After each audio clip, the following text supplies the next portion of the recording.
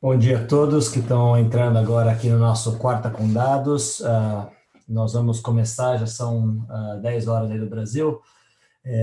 Hoje o tópico muito interessante, nós vamos falar um pouquinho do Data Warehouse do futuro e vou fazer uma demo da nova solução da Azure chamada Synapse, também conhecida antigamente como Data Warehouse, Azure Data Warehouse, agora se chama Azure Synapse. E por que isso é importante, né? Quais são as vantagens de usar esse tipo de banco de dados? Por que as empresas estão indo para esse lado? E, bem, vamos conversar um pouco sobre Hadoop também e como utilizar aplicativos de BI para poder acessar os dados Hadoop junto com os relacionais. Então, uma breve descrição aqui da nossa empresa, nossa agenda, né? Hoje eu vou falar da nossa empresa, depois começar rapidinho me apresentar. Nós vamos falar como é que é o tradicional, né? O Data Warehouse tradicional e como é que a gente está vendo hoje a versão moderna. Existem vários clouds que você pode migrar, né? O AWS é um, o Azure é outro. Hoje nós vamos falar específico do Azure. Se vocês tiverem interesse em AWS, se você tiver interesse em algum outro tipo de cloud que a gente possa fazer uma sessão de quarta com dados, manda no chat, faz a sugestão que a gente está sempre buscando conteúdo novo para atualizar. Como eu falei, eu vou falar do Synapse Analytics, que é um produto novo, forte, que a Microsoft lançou recentemente, fazer uma demo e acabar com perguntas e respostas. Esse PowerPoint foi feito, eu apresentei esse webinar nos Estados Unidos recentemente, então como vocês estão vendo, está em inglês, mas qualquer dúvida é só levantar a mão. Nós temos um grupo aqui de duas ou três pessoas que estão comigo aqui hoje que vão ficar prestando atenção nas perguntas, caso vocês tenham alguma dúvida. Tá bom? Pessoal, então a Data Mining, nós somos uma empresa de consultoria, né? Nós estamos focados na área de Data Analytics. Então, nós fazemos toda a parte de coleção de dados, armazenamento de dados e a parte de Analytics, né? A gente começou suportando os produtos de Analytics, na parte de Business Intelligence, MicroStrategy, Sisense, Tableau, etc. E aí nós passamos a fazer a parte de ETL, de buscas de dados, com Matillion, SSIS, Informatica, Alteryx e aí afora. E a empresa cresceu rápido, hoje nós estamos com a maioria dos clientes no Top 500 daqui dos Estados Unidos. A empresa foi fundada em Washington, D.C., hoje nós temos escritórios lá, temos escritórios na Flórida, e mais alguns outros lugares. E recentemente, há 2 anos atrás, a gente abriu um escritório também no Brasil, em São Paulo, ali perto do Morumbi. E começamos a trabalhar com clientes no Brasil também. Tá? Nós fazemos outra coisa que a gente faz bastante, essa parte de treinamento. Você compra um produto e precisa fazer um treinamento, precisa treinar o pessoal interno, a gente faz muito disso também. Então, só para dar mais ou menos uma ideia, quem são os nossos clientes. A maioria desses aqui são nos Estados Unidos, tá? Mas nós temos alguns clientes no Brasil também. Mas acho legal desse slide é mostrar que são indústrias totalmente diferentes, né? Então, de uma forma ou de outra, a gente tem bastante conhecimento nas indústrias aí ilustradas. Eu sou um dos sócios fundadores da empresa, eu sou de São Paulo, Brasil, nasci e morei minha vida inteira aí, mas acabei minha faculdade nos Estados Unidos há 20 anos atrás, foi quando logo em seguida eu fundei a Data Mining, e tenho uma relação muito estreita com o Brasil por causa disso, claro. Às vezes me falta um pouco das palavras, porque eu já estou aqui nos Estados Unidos há 20 anos, mas a nossa equipe, a gente tem uma equipe grande no Brasil, quase 30 funcionários que pode prestar o serviço aí no Brasil e qualquer coisa, qualquer dúvida durante essa apresentação pode me ajudar também. Bom, então vamos começar. Hoje em dia, quando você olha para uma arquitetura de business intelligence, uma arquitetura de dados, de data warehouse, a gente vê esse tipo de arquitetura, né?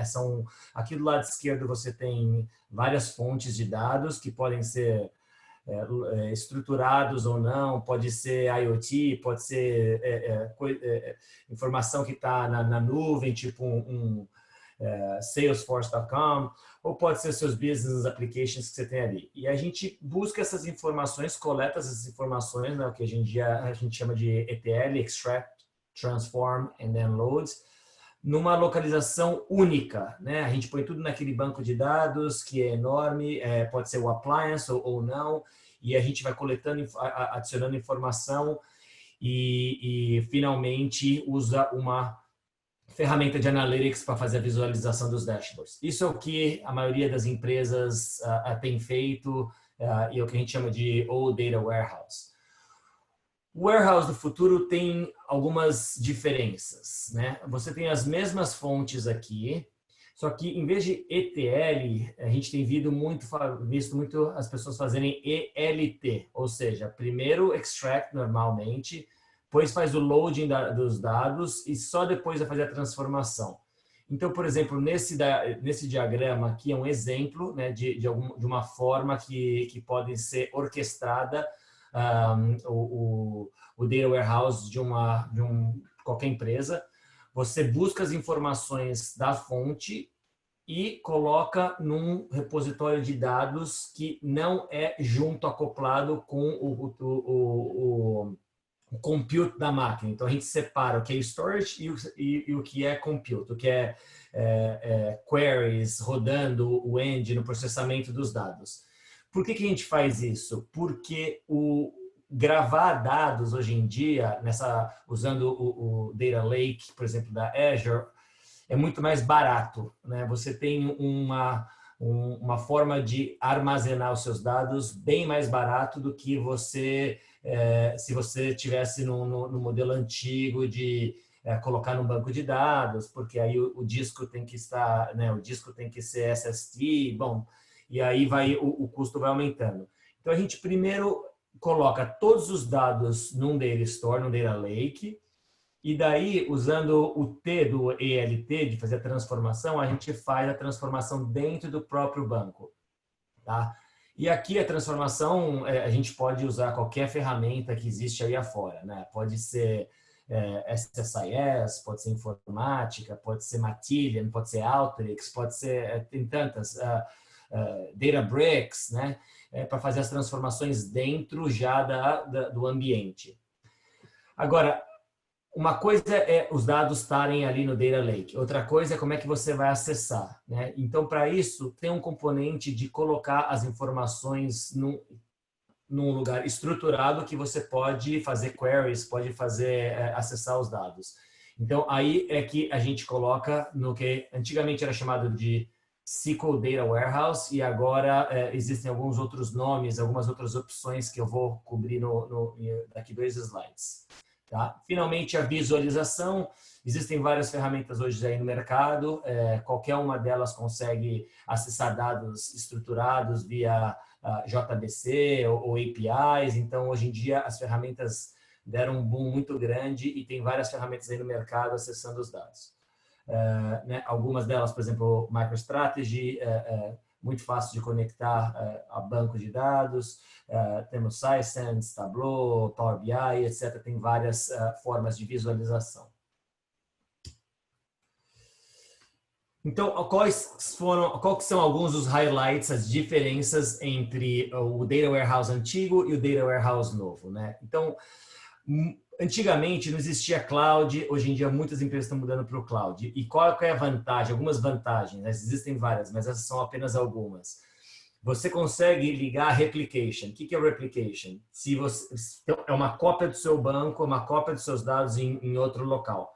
Por que isso é importante? Se por acaso tiver um downtime, alguma coisa que acontecer, a network acabar num lugar, você tem automaticamente a réplica em outro. Então, 99% do tempo ativo.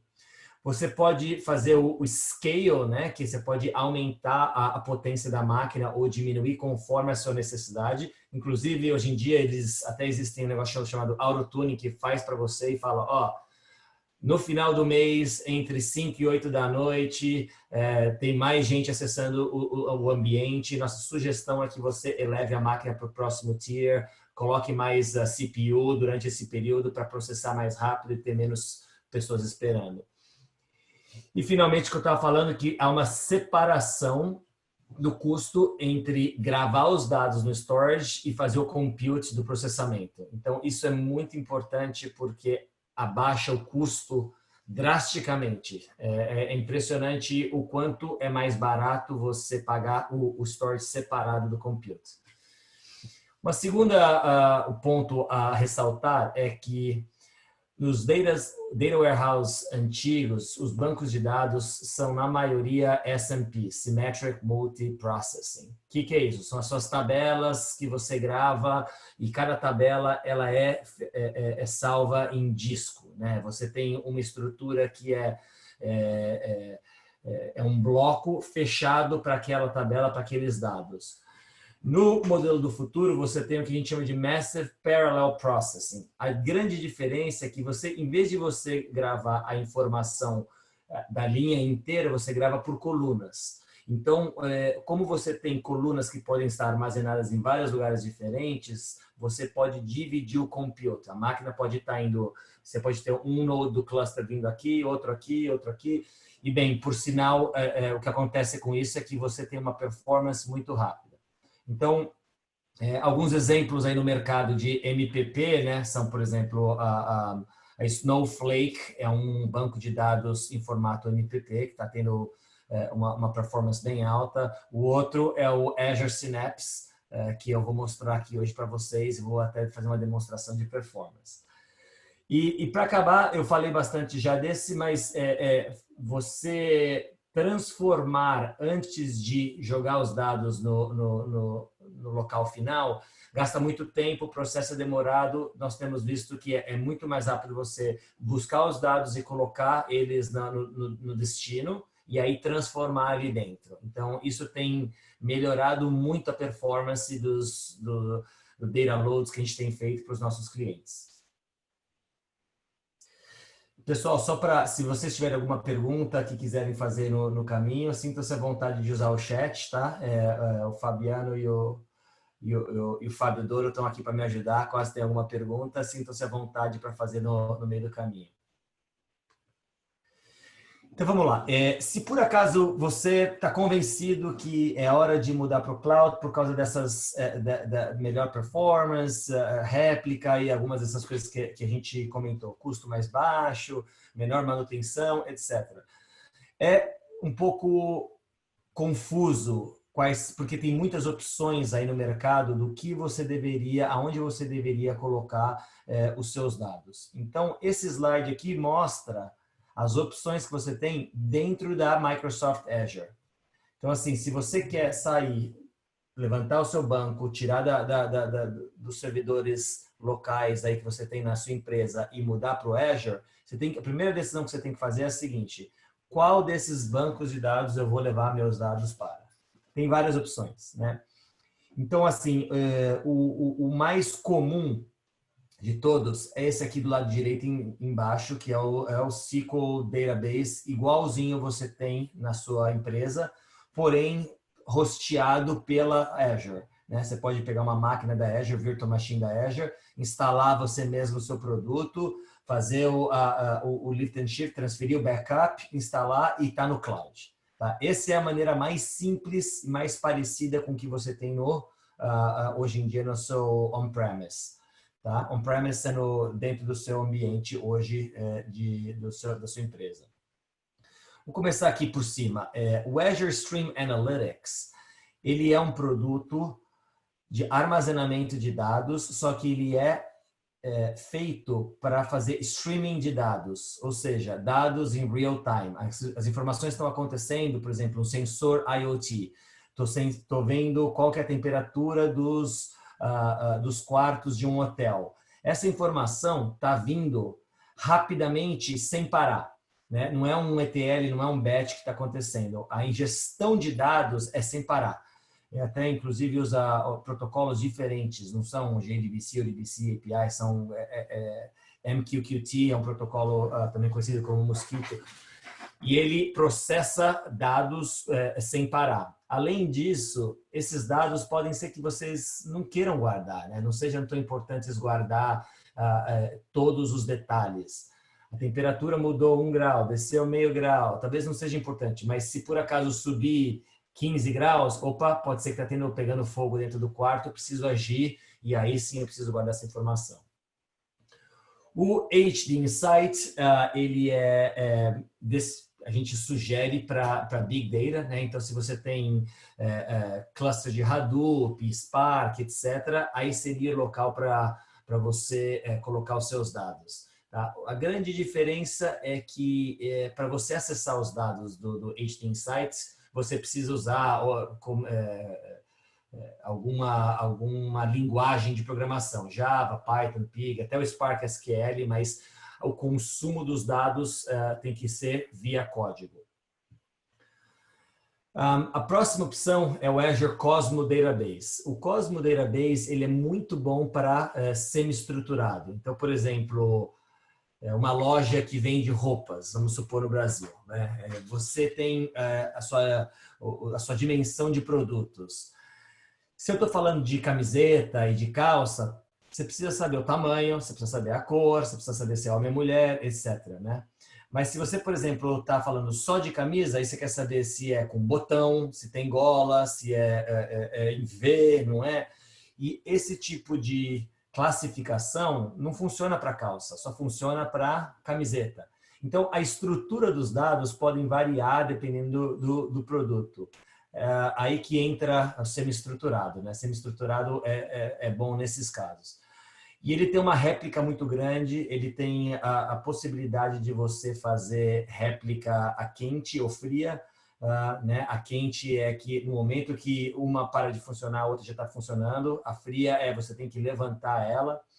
E ela é excelente para transações. Você quer fazer transações, milhares de transações por segundo, ela é excelente. Ela não é tão boa, esse banco de dados, para leitura como os outros que eu vou falar daqui a pouco. Então, assim, se você quer fazer se você está transferindo o seu banco de dados que é transacional, o Azure Cosmos Database é uma boa opção. Eu não vou entrar em detalhes, mas existem 4 engines que você pode selecionar, uma de SQL, Mongo, Cassandra ou Gremlin. Dependendo do que você está fazendo, a gente recomenda uma ou outra. Inclusive, nós vamos fazer um outro quarta com dados para falar um pouquinho mais sobre Azure Cosmos Database. O próximo é o Azure SQL Database. Esse aqui é provavelmente o mais utilizado hoje em dia para migração para o Azure. Por que isso? Ele é exatamente a mesma versão do SQL Server que você tem hoje em dia na sua empresa, porém hosteado diretamente pela Azure. Tá? Aqui, como eu falei, você tem que pegar uma máquina, instalar ali dentro. E você tem que fazer toda a manutenção. No Azure SQL Database, não. Eles fazem todos os patches, todas as instalações, faz toda a manutenção e tudo mais ali para você. A gente tem visto bastante cliente fazendo lift and shift, levando do on-prem para Azure, usando o Azure SQL Database. E, finalmente, tem o Synapse Analytics. O Synapse Analytics é o MPP, é a versão MPP da Azure. E é super rápido para leitura, para qualquer banco de dados, para qualquer produto de BI, você consegue acessar ele. E as performances que a gente está vendo são 20%, 30%, 40% melhor no Azure Synapse do que um banco de dados normal para leitura. Tá? E por que isso acontece? Exatamente pelo modelo de armazenamento dos dados em coluna ao invés de linha, e isso se dá pela distribuição dos dados. Né? Quando você distribui os dados de uma maneira hash, cada coluna em você tem um link direto para cada um dos nodes e fica muito mais rápido processar esses dados. Round Robin é quando você tem uma dimensão, por exemplo, de produtos que não é muito grande porém ele é necessária para fazer o join entre vários KPIs. Você usa o round robin ou replication para gravar esses dados em vários nodes ao invés de uma vez só, né? Então, os dados que você utiliza mais vezes, você quer ter em vários locais, em várias instances, né, do seu cluster, para poder fazer mais rápido.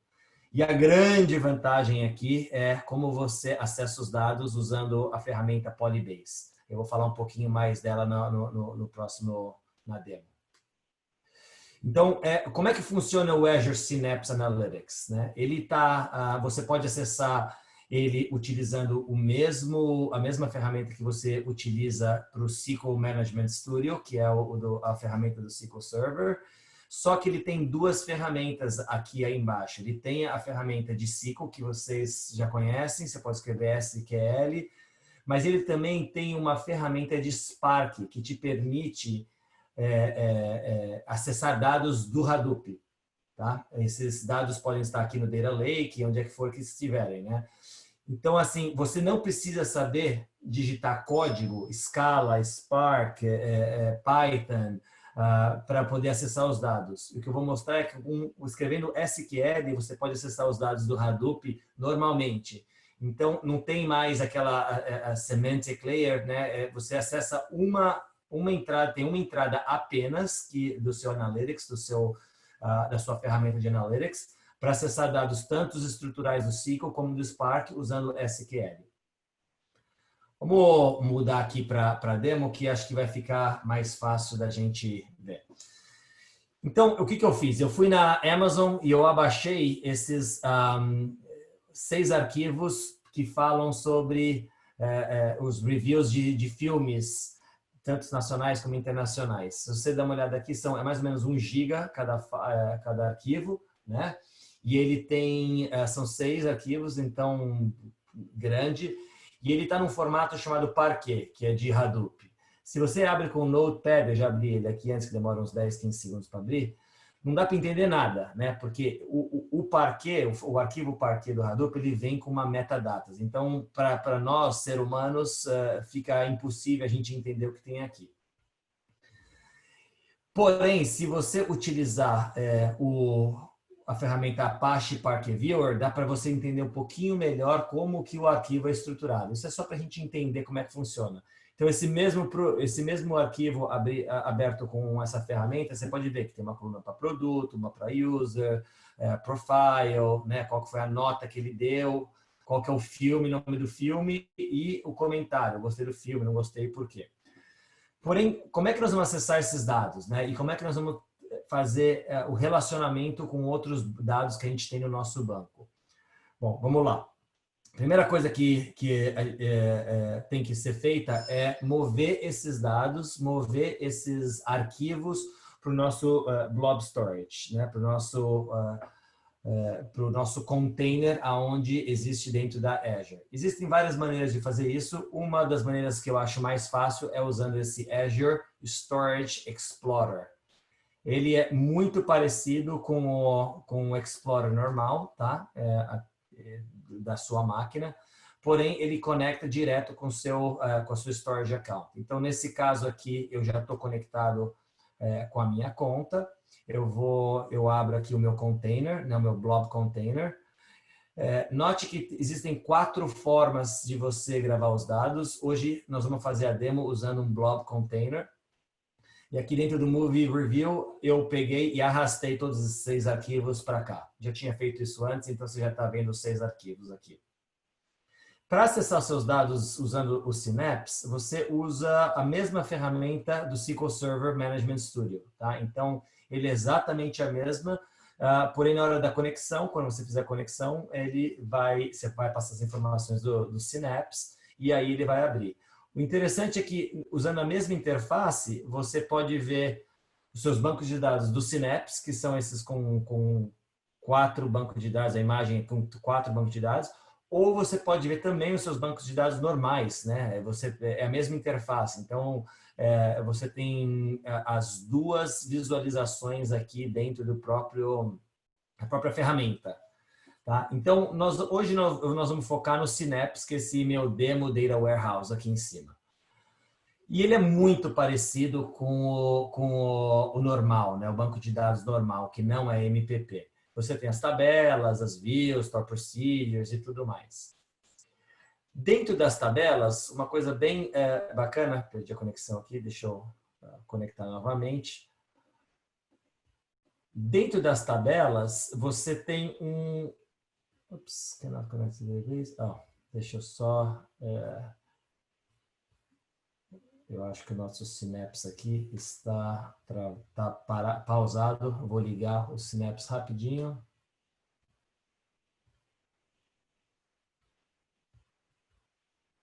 Então, aqui é onde eu estou agora, é dentro do nosso portal da Azure. E aqui está o nosso Synapse, né? Nossa definição do Synapse. E aqui, como vocês podem ver, está pausado. Ele tem um auto pause se não estiver usando, porque é um ambiente de demo. Eu vou ligar ele aqui rapidinho. Ele é rápido, ele liga rapidamente. E aqui você, aproveitando que eu já estou aqui, dentro do portal da Azure, você pode monitorar performance, tá? Você pode monitorar o número de queries que estão sendo acessados. Inclusive, uma coisa que eu gosto muito é essa parte de scale. Se você quiser aumentar a máquina, né? Você pode fazer aqui, ó, posso arrastar para mais ou para menos o tamanho da máquina, ele automaticamente faz o scale para a gente direto daqui. Então tá bom, vamos voltar lá. Eu acho que ele já está quase, já começou aqui, está quase começando. E já vou voltando aqui para mostrar para vocês. Então, o que nós vamos fazer hoje dentro dessa demo? Nós vamos acessar os dados desse Parquet. Nós vamos acessar os dados de Hadoop dentro do Synapse e ver como é que isso funciona, tá? O legal de tudo é que eu estou usando SQL. Como você pode ver aqui, é tudo SQL que eu vou usar para acessar os dados. Eu não preciso saber Python, eu não preciso saber Scala, é tudo feito com SQL. O que para mim, eu sou desenvolvedor SQL, é bem melhor, né? Bem mais fácil. A primeira coisa que tem que ser feita é criar a conexão para o seu Azure Store. Então, isso aqui eu já fiz antes, é muito fácil, você só precisa rodar esse comando com o secret aqui dentro. Tá? Eu tirei por causa da demo, mas você roda esse comando uma vez, não precisa rodar todas as vezes, é só uma vez para criar essa conexão. Então, como eu estava mostrando, agora que está conectado com o nosso Synapse, aqui do lado esquerdo, dentro de tabelas, ele tem esse folder, essa pastinha nova chamada External Tables. External Tables é onde você vai mapear as tabelas que não estão dentro do seu banco de dados, estão fora. Nesse caso, são os nossos arquivos Parquets que veio do Hadoop. Tá? Então, a primeira coisa a ser feita é criar a conexão, né, com o nosso banco de dados. Ela fica gravada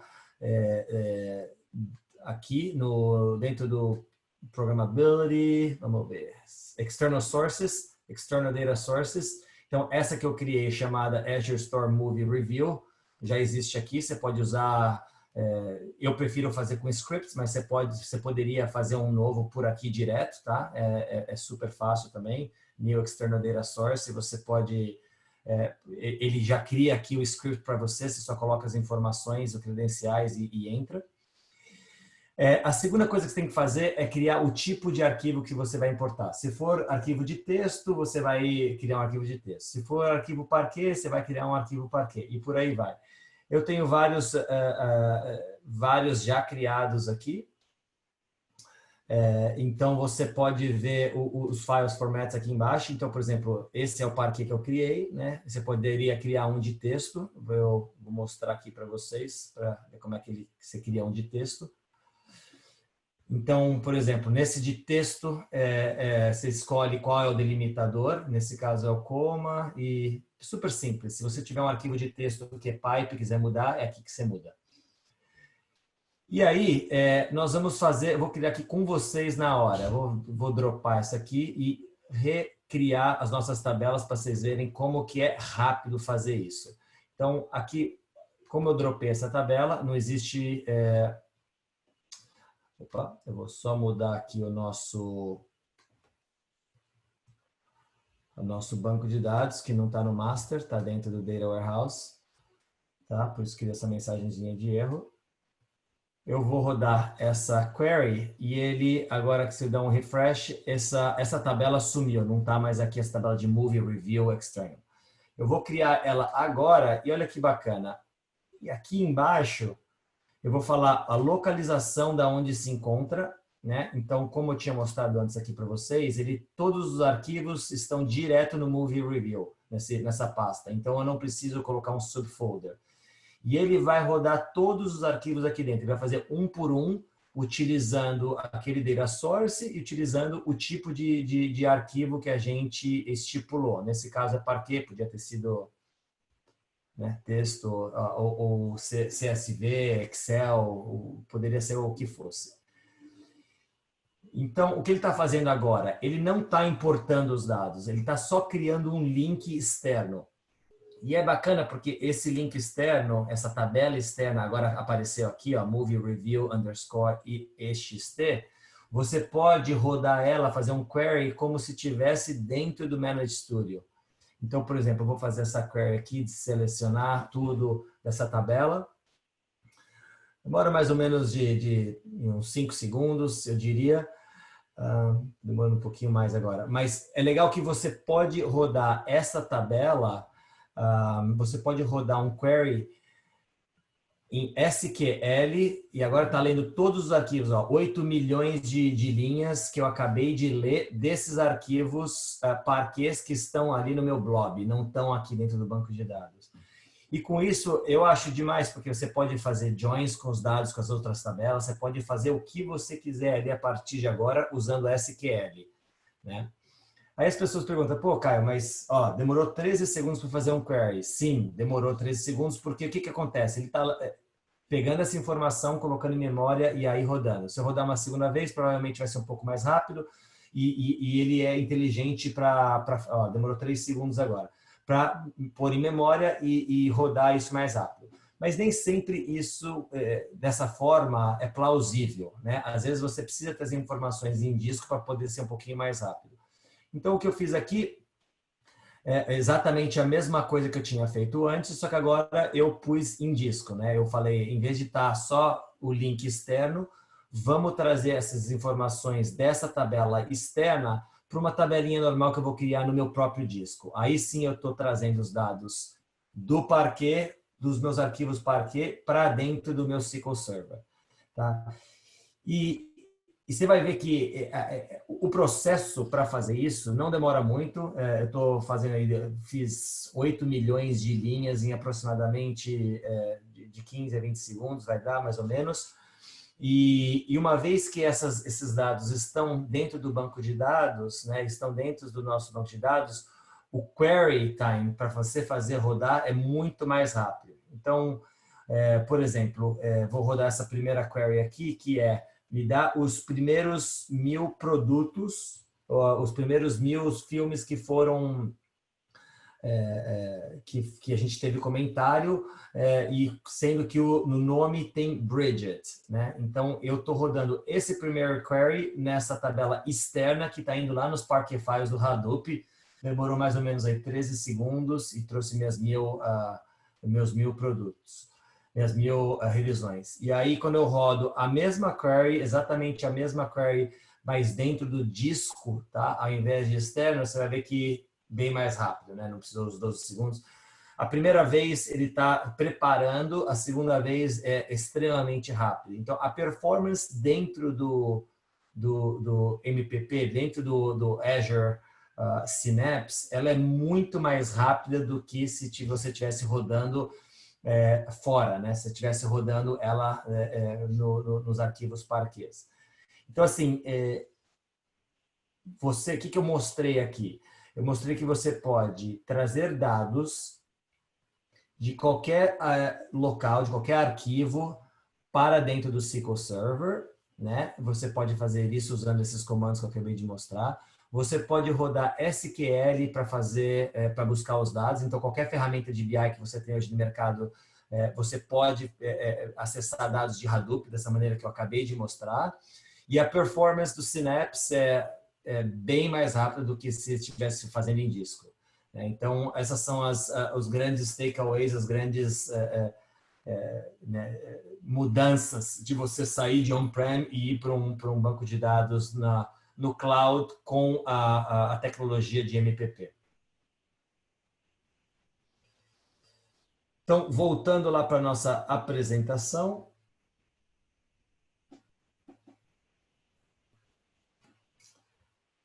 Então, aqui é um exemplo, né, um diagrama que a gente dá como exemplo para clientes que estão fazendo isso usando o Synapse, usando o Data Warehouse da Azure e ingerindo dados de real time, ingerindo informação que estão vindo dos seus sensores, estão vindo de IoT, está vindo da internet, etc.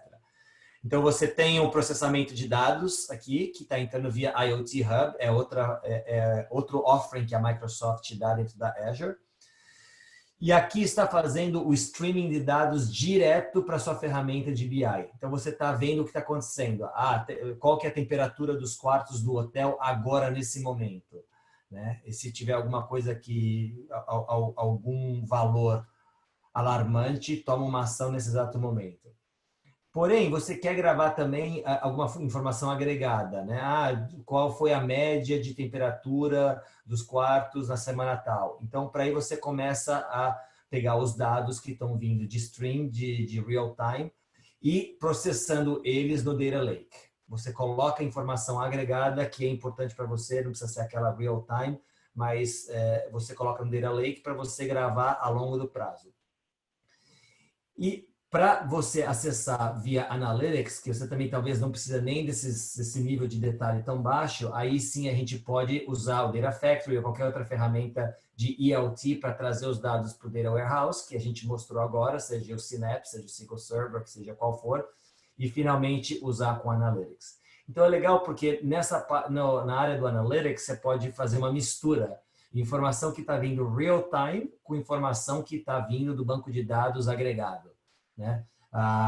Se eu sou um gerente de segurança do hotel, eu estou vendo qual que é a temperatura agora, preciso tomar alguma ação? Não. E qual que é a média nos últimos 5 dias, se tem alguma coisa que eu estou vendo que está degradando, que preciso tomar ação, e por aí eu posso juntar nessas informações de real time com agregado no mesmo ambiente de Analytics. E era isso que eu queria mostrar hoje para vocês. Vou abrir agora aqui para perguntas. Fabiano ou Fábio, tem alguma pergunta? Pessoal, se tiver alguma pergunta, por favor, colocar no chat. E tem uma pergunta que eu queria saber, relacionada a dados semi-estruturados. Então, imaginando que você tem um arquivo que as informações sejam nested, né? Que é como se fosse uma hierarquia desbalanceada, vamos dizer assim, nos dados. Na hora que você cria uma tabela externa, apontando para um arquivo que tem os dados dessa forma, ele comporta isso ou você tem que fazer algum tratamento antes de trazer esses dados? Então, geralmente, você tem... Excelente pergunta, não sei quem perguntou, mas excelente pergunta. Os dados que não são estruturados, geralmente eles ficam em algum formato tipo XML ou JSON, existem alguns formatos aí no mercado. Né? Então, porque eles podem... Não existe uma coluna para cada entidade, para cada informação. Então, pode ser que um produto, que nem eu estava exemplificando, tem a característica da gola, mas outros não tenham.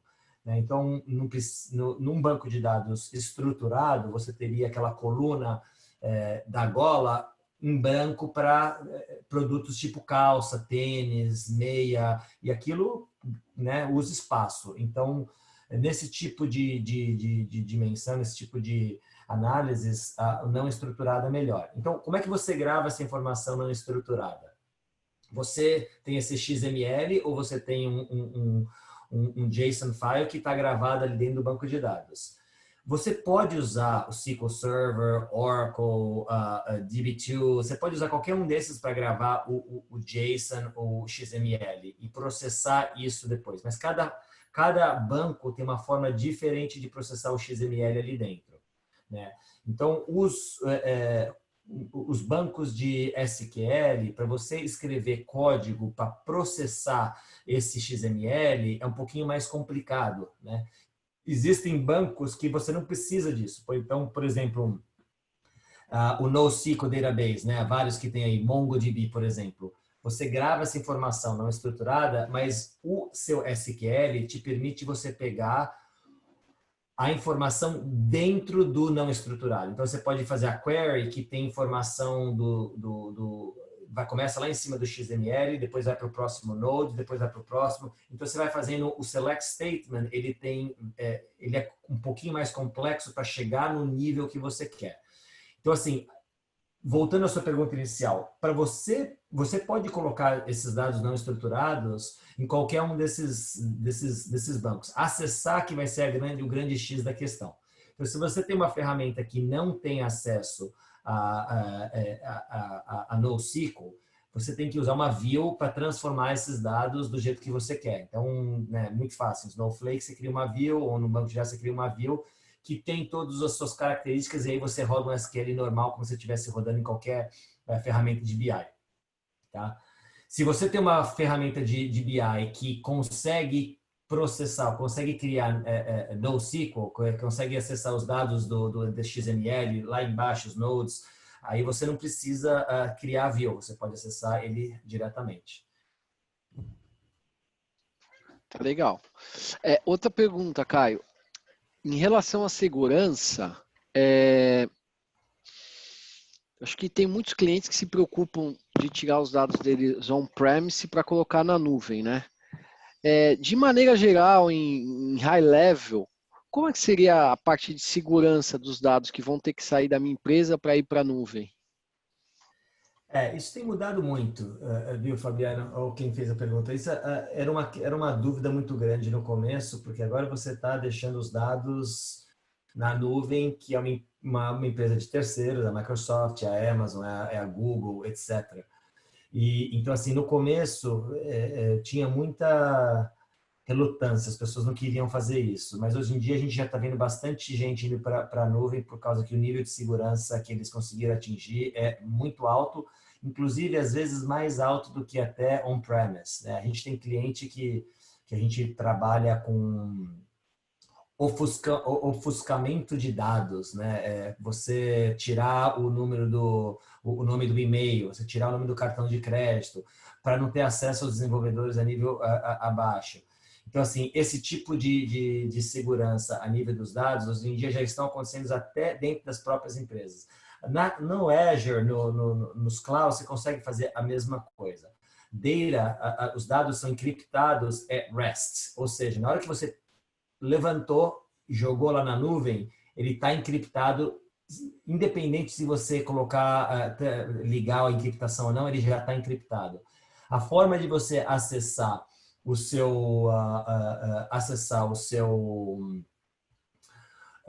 seus dados é super seguro também. Você pode usar o seu Active Directory, né, que está dentro da nuvem, da mesma maneira que você usa o seu Active Directory dentro da sua própria empresa. Então, assim, as ferramentas de segurança, de acesso, continuam iguais, se não até mais firmes, né? Eu estava mostrando na demo aqui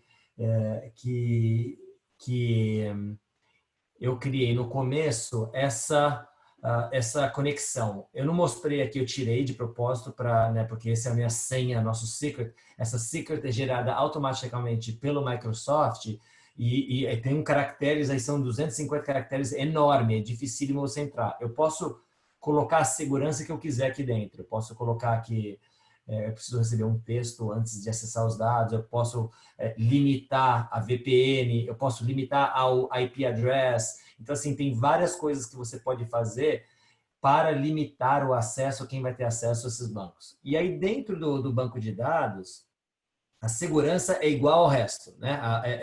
É muito parecida.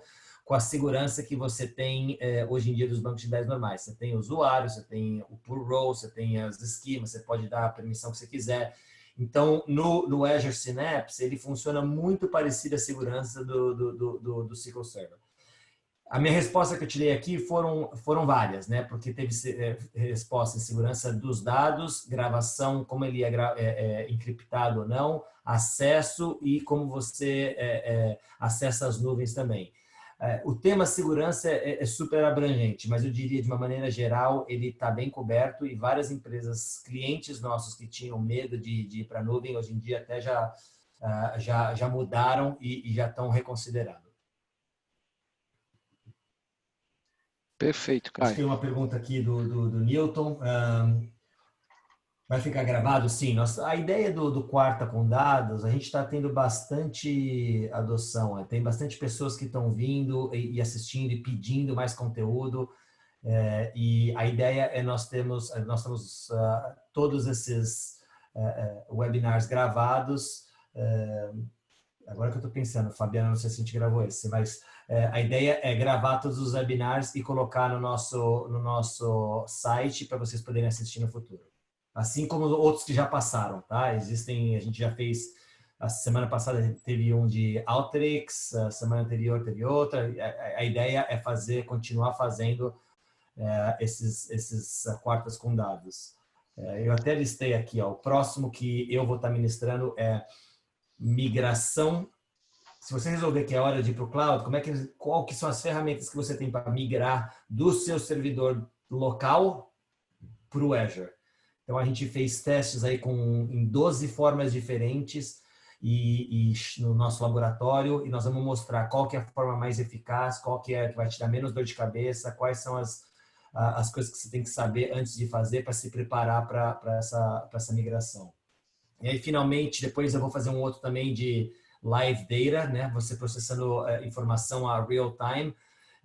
Então, estão vindo esses webinars, vão estar vindo aí no futuro próximo.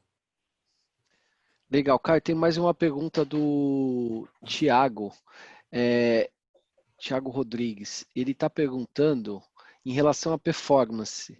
Se tem algum benchmark, algum comparativo do Synapse versus Teradata, por exemplo, ou, enfim, né, informações relacionadas à performance desse banco. Legal. Tiago, a gente mexe muito com Teradata, tá? Por causa dos nossos clientes. O Teradata é um appliance, né? O que significa falar um appliance? Ele é hardware com software. E ele é um dos bancos que tem a maior performance hoje em dia aí afora para volumes grandes e a gente trabalha muito com eles. Nós não fizemos esse teste comparativo do Teradata direto com Synapse, tá? Eu acho que se você tem interesse, a gente pode até te falar offline e fazer. É super fácil, né? Fazer um teste desse. Rodar uma query hoje em dia dentro do seu Teradatos, ver como performa, pegar esses dados, extrapolar para o Synapse, a gente pode te ajudar a fazer isso no caminho e rodar essa performance, comparativo de performance. Uma coisa muito importante que faz total diferença é como você vai gravar os dados dentro do Synapse. Porque no Teradata, ele tem uma combinação de hardware com software que é peculiar do Teradata, que é o Teradata que fez tanto o hardware quanto o software, então eles funcionam muito bem ali dentro, essa união. O Synapse é a mesma coisa. Então, como qualquer outro banco de dados, né? Se você souber como é que você vai gravar os dados dentro dele, a performance é muito avançada, muito melhor do que qualquer outro banco. O que eu quero dizer com isso, né? O que eu quero dizer com isso é o seguinte: existem maneiras de gravar os dados. Você pode gravar os dados em formato hash, round robin ou replication, que nem eu falei ali um pouquinho antes, né? Então, por exemplo, aqui quando a gente cria os dados,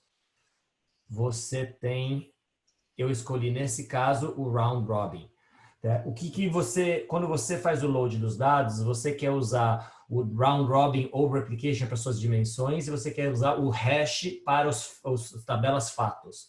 né? Então, essa é a primeira coisa que você tem que pensar.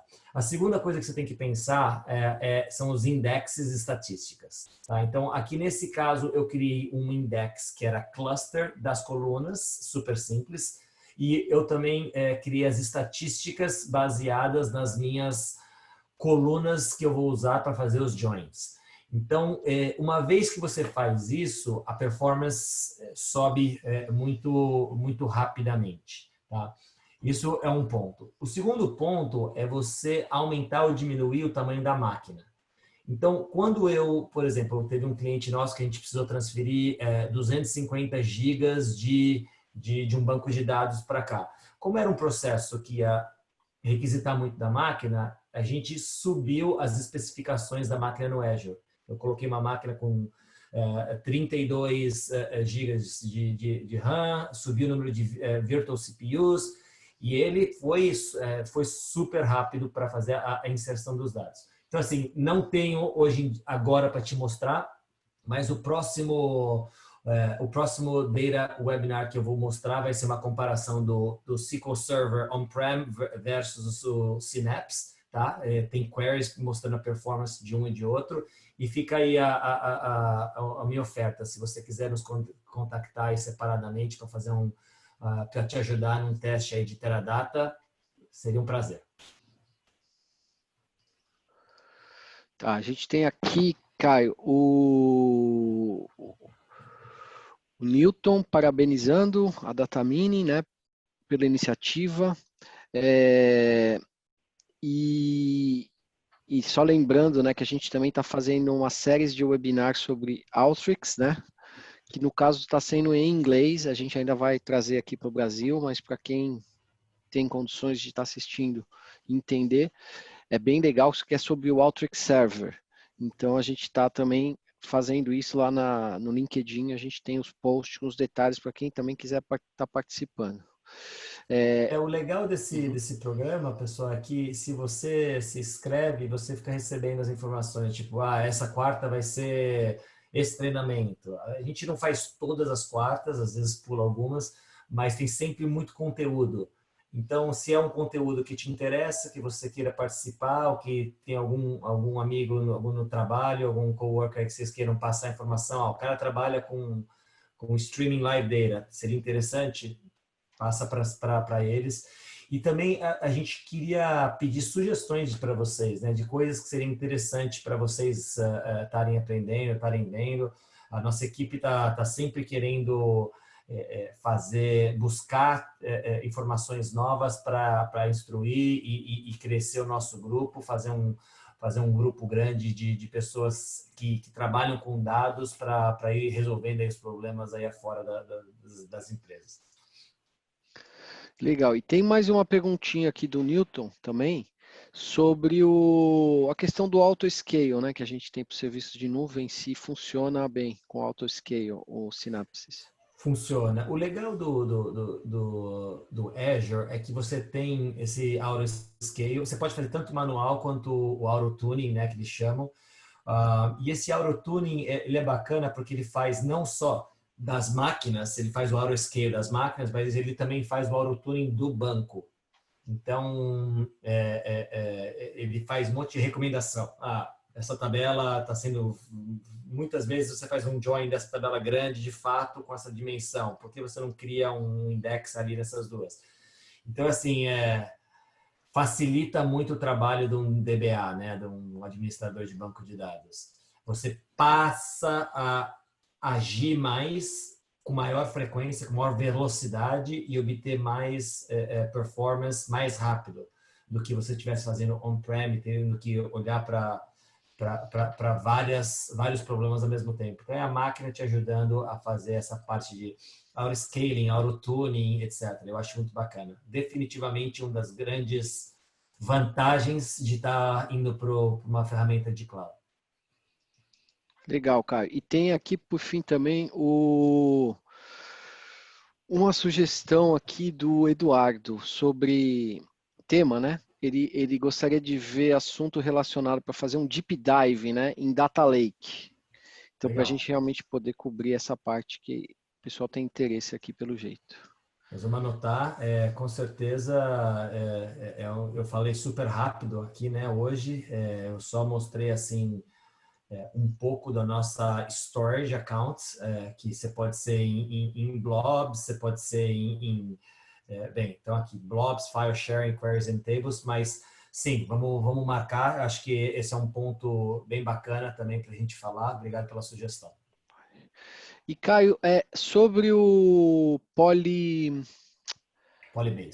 Polybase, né? Você ia comentar alguma coisa sobre esse? Então, o Polybase é a ferramenta do Synapse para acessar os dados no file sharing. Então, por exemplo, quando eu rodei essa primeira query aqui em cima, um pouquinho mais para cima, quando eu rodei essa query aqui, o que ele fez? Ele criou uma tabela externa, um link, né? Só um linkzinho para a tabela externa, para esse arquivo Parquet.